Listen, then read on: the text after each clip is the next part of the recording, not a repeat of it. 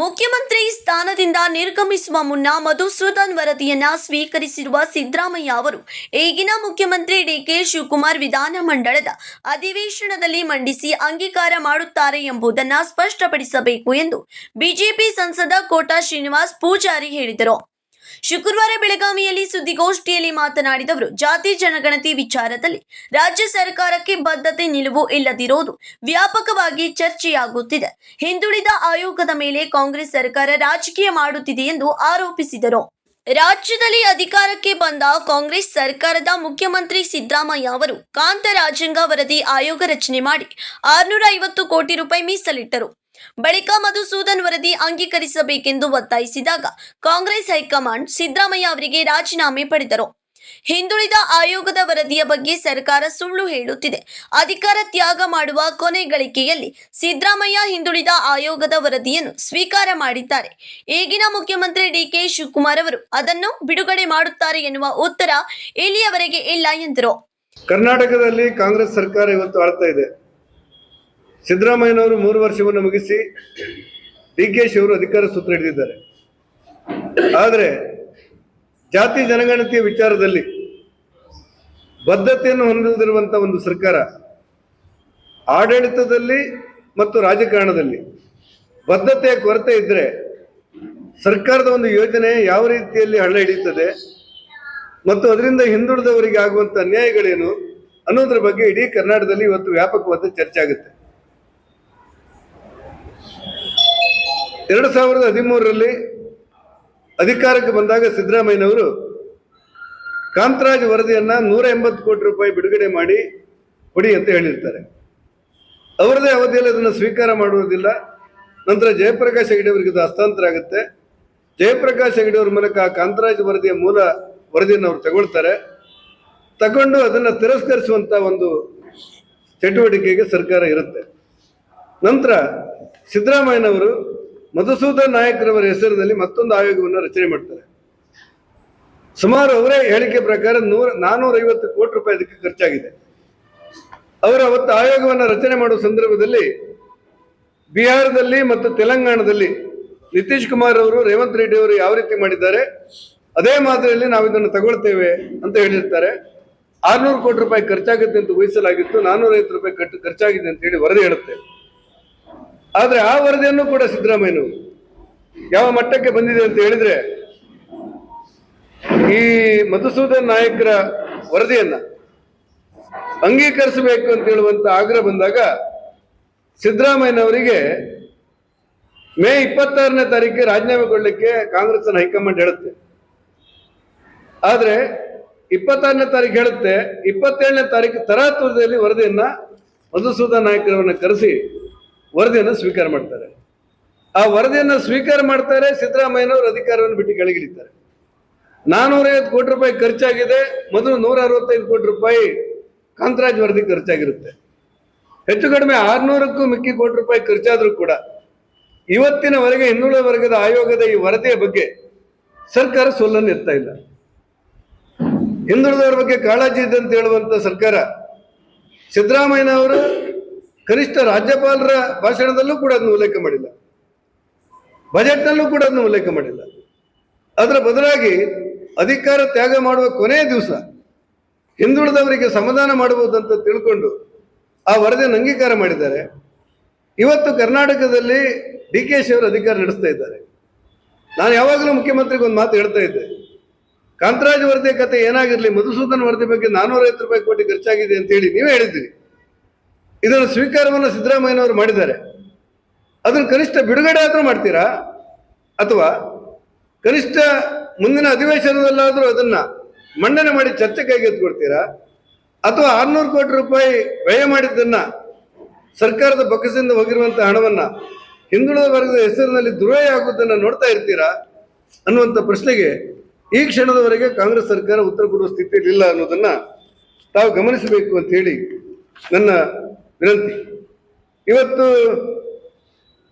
Budget ಭಾಷಣದಲ್ಲೂ ಉಲ್ಲೇಖ ಮಾಡಿಲ್ಲ ಸಿದ್ದರಾಮಯ್ಯನವರು, ರಾಜ್ಯಪಾಲರ ಭಾಷಣದಲ್ಲೂ ಉಲ್ಲೇಖ ಮಾಡಿಲ್ಲ. ಜನಗಣತಿ ಹೆಸರಿನಲ್ಲಿ ಓಟಿನ ರಾಜಕೀಯಕ್ಕೆ ಮಾತ್ರ ಕಾಂಗ್ರೆಸ್ ಪಕ್ಷ ಸೀಮಿತ ಆಗಿದೆ.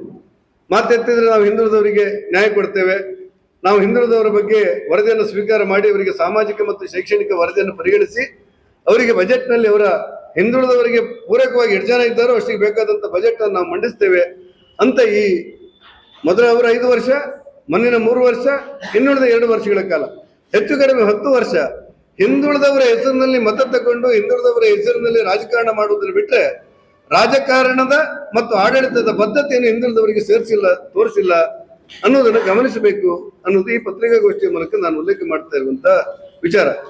ವ್ಯಾಪಕವಾಗಿ ನಮ್ಮ ಸರ್ಕಾರ ಇರುವಾಗ ಸುಮಾರು ಹಿಂದುಳಿದ ವರ್ಗದ ಸಮುದಾಯಗಳಿಗೆ ಅನೇಕ ಸಭಾಭವನಗಳಿಗೆ ಧಾರ್ಮಿಕ ಕೇಂದ್ರಗಳಿಗೆ ಬಿಡುಗಡೆ ಮಾಡಿರೋ ಹಣವನ್ನು ತಡೆಗಟ್ಟಲಾಗಿದೆ.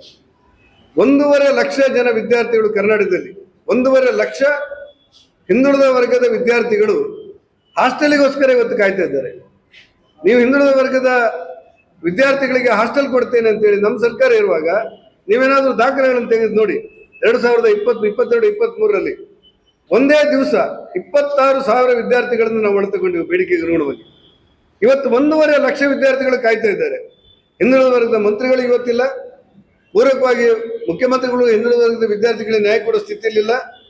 ಎಷ್ಟೋ ಜನ ವಿದ್ಯಾರ್ಥಿಗಳು ಶಿಕ್ಷಣವನ್ನು ಮೊಟಕು ಮಾಡ್ತಾ ಇರುವಂತಹ ಪರಿಸ್ಥಿತಿಗಳು ಇವತ್ತು ನಿರ್ಮಾಣ ಆಗಿದೆ. ಒಟ್ಟಾರೆ ಹಿಂದುಳಿದ ವರ್ಗದ ಹೆಸರಿನಲ್ಲಿ ಸಿದ್ದರಾಮಯ್ಯನವರಿಂದ ಆರಂಭವಾಗಿ DKಶಿ ಸರ್ಕಾರದವರೆಗೆ ಆ ಆಯೋಗದ ವರದಿಯನ್ನು ತಗೊಳ್ತೇವೆ ಅಂತ ಹೇಳಿ ಅದಕ್ಕೆ 600 ಕೋಟಿ ರೂಪಾಯಿ ಖರ್ಚು ಮಾಡಿ ಆ ಹಿಂದುಳಿದ ವರ್ಗಕ್ಕೆ ನ್ಯಾಯವನ್ನು ನಿರಾಕರಣೆ ಮಾಡಿ ಇವತ್ತು ಸುಮಾರು ಯಾವ್ಯಾವ ನಿಗಮಗಳಿವೆ ಅಂತ ಹೇಳಿದ್ರೆ ಆಶ್ಚರ್ಯ ಆಗ್ಬಿಡುತ್ತೆ. ಆ ಹಿಂದುಳಿದ ವರ್ಗದವರಿಗೆ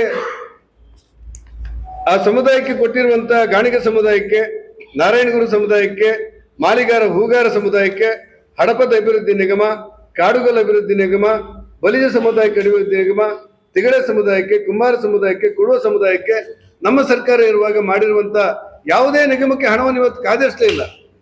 ಆಶ್ಚರ್ಯ ಅಂದ್ರೆ ನಮ್ಮ 2-3 ಜಿಲ್ಲೆಗಳಲ್ಲಿ ಈಡಿಗರು ಇರ್ತಾರೆ. ನಾರಾಯಣಗುರು ನಿಗಮ ಅಂತೇಳಿ ಸ್ಥಾಪನೆ ಮಾಡಲಾಗಿತ್ತು.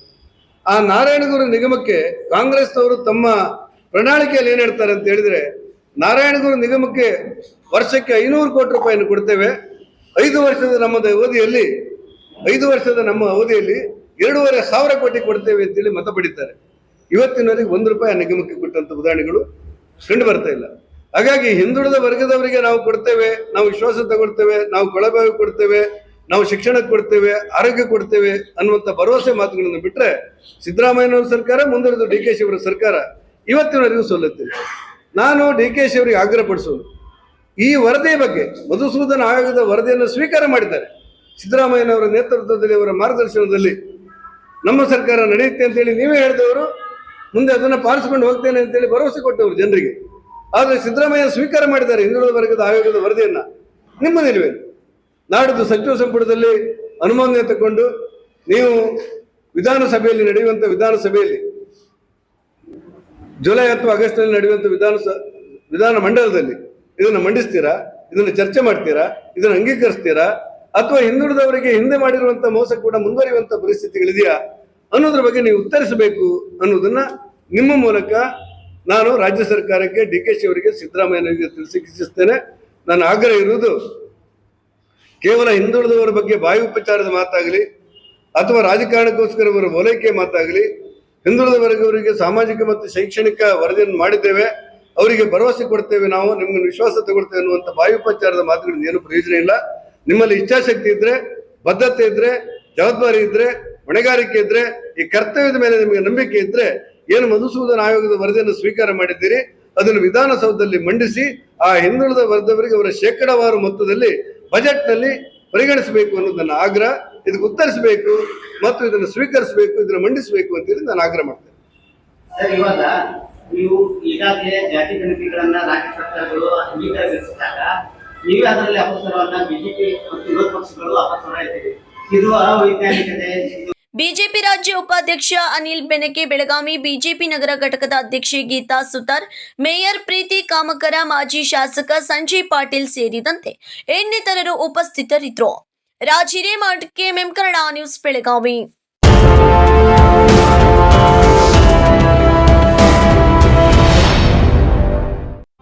ಜಗಮಗ ಜಗಮಗ ಹೊಳೆಯುವ ಕಣ್ಣುಗಳು, ಹೃದಯದಿ ಹರುಷದ ಅಲೆಗಳು, ಬಂದಿದೆ